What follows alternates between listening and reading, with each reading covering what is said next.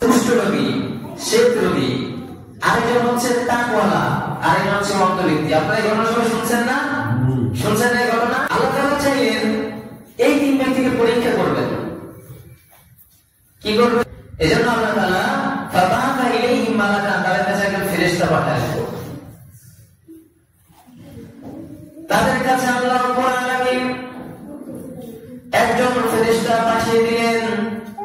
ফেরেশতা পাঠিয়ে আল্লাহ রাব্বুল আলামিন তাদেরকে পরীক্ষা করতে চাইলেন। ফেরেশতা তাদের কাছে আসলো।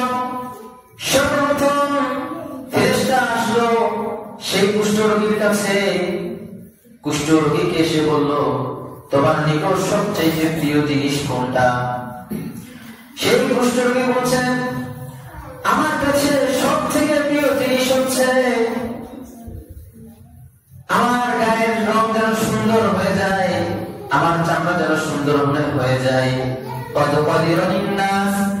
মানুষ আমাকে এই চামড়ার জন্য, আমার এই রঙের জন্য মানুষ আমাকে ঘৃণা করে। আমি সমাজে যেতে পারি না, মানুষের সামনে গিয়ে দাঁড়াতে পারি না। এই জন্য আমার কাছে সব থেকে পছন্দনীয় হচ্ছে আমার গায়ের রংটা যেন সুন্দর হয়ে যায়, আমার চামড়াটা যেন ঠিক হয়ে যায়, রোগটা যেন সুস্থ হয়ে যায়। ফেরেশতা তার হাত বুলিয়ে দিয়ে ওই কুষ্ঠরোগীর গায়ে হাত বুলিয়ে দিয়ে তাকে বলল, দেখো তোমার গায়ের রং ঠিক হয়ে গেছে, তোমার গায়ে সুন্দর রং হয়ে গেছে, তোমার জিলদান হাসানান, তোমার গায়ে সুন্দর চামড়া এসে গেছে। এইবার ফেরেশতা বলতেছে, আহাব্বুল মালি ইলাইক, তোমার কাছে মা সম্পদের মধ্য থেকে কোন জিনিসটা সব থেকে বেশি প্রিয়? সে বলছে, আমার কাছে সব থেকে ভালো, সব থেকে পছন্দনীয় জিনিস হচ্ছে উট। এবার ফেরেশতাকে একটি 10 মাসের গর্ভবতী উট দিয়ে দিল। উট দিয়ে বলল, আল্লাহ তাআলা তোমাকে এর মধ্যে বরকত দান করুক। এই কথা বলে সে চলে গেল ডাকওয়ালার কাছে। কার কাছে গেল? ডাকওয়ালার কাছে। ডাকওয়ালার কাছে গিয়ে বলতেছে, তোমার কাছে সব থেকে প্রিয় জিনিস কি বলতো? ডাকওয়ালা বলতেছে, আমার কাছে সব থেকে প্রিয় জিনিস তো এটা, আমার কবরের আমার মাথার টাক যেন সুস্থ হয়ে যায়, যেন আমার মাথায় চুল গজায়। ফেরেশতা তার মাথায় টাক, মাথায় হাত বুলিয়ে দিলেন। হাত বুলিয়ে দেওয়ার সাথে সাথে তার মাথার টাক বন্ধ হয়ে গেল। এরপরে ফেরেশতা বললেন, তোমার কাছে সব থেকে ধন সম্পদের মধ্যে প্রিয় কোন জিনিস?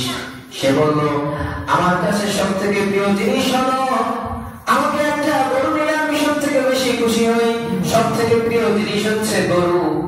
ফেরেশতা তাকে একটা গর্ভবতী গরু দিয়ে দিল, গাভী দিয়ে দিল। এবার গাভী দেওয়ার পর ফেরেশতা বরকতের দোয়া করে চলে গেল অন্ধ ব্যক্তির কাছে। অন্ধ ব্যক্তির কাছে গিয়ে বলল, ও অন্ধ ভাই, তোমার কাছে সব থেকে প্রিয় জিনিস কোনটি? সে বলল, আমার কাছে সব থেকে প্রিয় জিনিস তো এটা, আমি চাই আল্লাহ তাআলা যেন আমার এই অন্ধ চোখটাকে ভালো করে দেয়, আমি যেন মানুষদেরকে এই চোখ দিয়ে দেখতে পারি, আল্লাহ তাআলার সুন্দর সুন্দর সৃষ্টিগুলোকে যেন আমি দেখতে পারি, আল্লাহর নিয়ামতের শুকরিয়া আদায় করতে পারি, আল্লাহ তাআলা যেন আমার এই চোখকে ফিরিয়ে দেন। ফেরেশতা তার চোখে হাত বুলিয়ে দিল, আল্লাহ তাআলা তার চোখ ভালো করে দিল। এরপর ফেরেশতা জিজ্ঞাসা করলো, আহাব্বুল মালি ইলাইক, তোমার কাছে সব থেকে প্রিয় মাল সম্পদ কোনটা? সে বলল, ছাগল। আল্লাহ তাআলা যদি আমাকে ছাগল দেন আমি এটা নিয়ে সন্তুষ্ট। এবার তাকে একটা গাভীর ছাগল দেওয়া হলো। এরপরে ফেরেশতা চলে গেল। অনেক দিন হয়ে গেল, তাদের উটের মধ্যে যাকে উট দেওয়া হয়েছিল উটে তাদের ময়দান ভরে গেল, যাকে গরু দেওয়া হয়েছিল গরুতে ময়দান ভরে গেল, ছাগলের ময়দান ভরে গেল। এইবার সে আগের ওই রূপ নিয়ে ফেরেশতা সেই আগের অবস্থায় এসে তার গলার কাছে গিয়ে বলতেছে, ভাই আমি একজন মুসাফির, আমার সফরের সমস্ত সামান শেষ হয়ে গেছে, আল্লাহ ছাড়া আমার বাড়িতে পৌঁছানোর মতো আর কোনো কেউ নেই, তোমার মাধ্যমে আল্লাহ তাআলা আমাকে বাড়িতে পৌঁছে দিবেন। তুমি যদি তোমাকে আল্লাহ তাআলা যে মাল দান করেছে, যে উট দিয়েছে, যে আল্লাহ তোমার গায়ের রংটাকে সুন্দর করে দিয়েছে, যে আল্লাহ তাআলা তোমাকে সুন্দর রং দিয়েছে, তোমাকে সুন্দর চামড়া দিয়েছে, ওই আল্লাহ তাআলার নামে তুমি যদি আমাকে একটি উট দিয়ে দাও, আমি এই উটটা নিয়ে বাড়িতে পৌঁছাতে পারবো। এইবার সেই উটওয়ালা কুষ্ঠরোগী বলতেছে, কি বলো, আমার অনেক দায়িত্ব আছে, অনেক মানুষের হক বাকি আছে, আমি তোমাকে উট দিতে পারবো না। এইবার ফেরেশতা বলতেছে, মনে হয় আমি তোমাকে চিনতে পেরেছি, তুমি কি সেই লোক না, তুমি কুষ্ঠরোগী ছিলে, আল্লাহ তাআলা তোমাকে সুন্দর রং, সুন্দর চামড়া দান করেছে, তুমি ছিলে গরীব, কেউ তোমাকে দেখতে পারতো না, মানুষের মধ্যে তুমি যেতে পারতে না, তোমাকে আল্লাহ তাআলা সুন্দর একটা গাভীর উট দিয়েছিল। এবার সে অহংকারী হয়ে বলতেছে,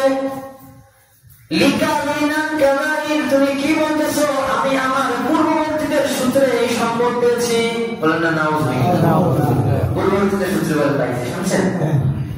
আমি আমার বাপ দাদার পৈতৃক সূত্রে এই সম্পত্তি পেয়েছি, তুমি আমাকে কি বলছো? না শুকরিয়া করে বসেছি। এইবার ফেরেশতা বলতেছে, ভাই তুমি যদি মিথ্যাবাদী হয়ে থাকো, তাহলে আল্লাহ তাআলা যেন তোমার ওই সমস্ত ধন সম্পদ নিয়ে যায়, তুমি আগে যেমন ছিলে আল্লাহ তাআলা যেন তোমাকে ওই রকম বানিয়ে দেয়। ঠিক তাই হলো, আগে যেরকম ছিল তার সম্পদ আল্লাহ তাআলা নিয়ে গেল, তার শরীরের রং আল্লাহ তাআলা নিয়ে গেল, আবার চামড়াও আল্লাহ তাআলা নষ্ট করে দিলেন, আগের অবস্থায় ফিরিয়ে দিলেন। এবার ফেরেশতা চলে গেল টাকার কাছে, একই অবস্থা, টাকা বলতেছে, আমি আমার পৈতৃক সূত্রে এগুলো পেয়েছি, আমি তো পৈতৃক সূত্রে এই সম্পত্তি পেয়েছি, তুমি কি বলতেছো? তখন ফেরেশতা আবার ওই টাকাওয়ালাকে বলল, যদি তুমি মিথ্যাবাদী হয়ে থাকো, তাহলে আল্লাহ তাআলা যেন তোমাকে আগের অবস্থায় ফিরিয়ে দেন। এই কথা বলে আবার ফেরেশতা চলে গেল অন্ধওয়ালার কাছে, অন্ধের কাছে গিয়ে বলতেছে, ভাই আমি একজন মুসাফির ব্যক্তি, রাস্তার মাঝখানে সফরের মধ্যে আমার সমস্ত সম্পত্তি শেষ হয়ে গেছে, আমার পুঁজি সবকিছু শেষ হয়ে গেছে, এখন আল্লাহ ছাড়া আমার মঞ্জিলে পৌঁছানোর মতো কোনো অবস্থা নেই, তোমার মাধ্যমে আল্লাহ তাআলা আমাকে আমার বাড়িতে পৌঁছে দিবেন। তুমি তোমাকে যে আল্লাহ চক্ষু দান করেছে, যে আল্লাহ তোমাকে বকরি সম্পদ দান করেছে, তুমি যদি তার নামে আমাকে একটি বকরি দাও, তাহলে আমি বাড়িতে পৌঁছাতে পারবো।